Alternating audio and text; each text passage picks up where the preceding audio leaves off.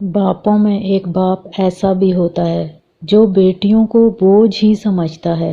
حالانکہ اولادیں ساری برابر ہیں، برابر کھاتی ہیں، چاہے بیٹا ہے یا بیٹی ہے۔ بیٹے بوجھ نہیں لگتے، چاہے وہ کما کے لا کے دے رہے ہیں یا نہیں لا کے دے رہے، وہ تو اسی گھر میں ہی رہتے ہیں، وہ تو نہیں بوجھ لگتے، ان سے تو کوئی پرابلم نہیں ہوتی۔ لیکن بیٹیاں بوجھ لگتی ہیں، پرائی لگتی ہیں، اپنی لگتی ہی نہیں ہے کہ جی پرائے گھر جانا ہے، اور پھر اس کو کہیں بھی بھیجنے کے لیے تیار ہو جاتے ہیں کہ بس جان چھوٹے، فرض ادا ہو، بوجھ اترے۔ لیکن میری بات یاد رکھیے گا، یہ فرض ادا نہیں ہوگا، اس کا بھی سوال کیا جائے گا کہ تم نے بیٹی کی رضامندی کیوں نہیں پوچھی، تم نے کیوں اس پہ ظلم کیا، کیوں اسے وہاں بھیجا جہاں وہ جانا نہیں چاہتی تھی، جہاں وہ تنگ تھی۔ بیٹوں کے لیے ساری سہولیات دیکھی جائیں کہ وہ خوش رہیں، آسانی کی زندگی گزاریں، لیکن بیٹیوں کا سوچا بھی نہ جائے کہ وہ کیسے گزارا کریں گی وہاں جہاں پہ کوئی سہولیات ہی نہ ہوں۔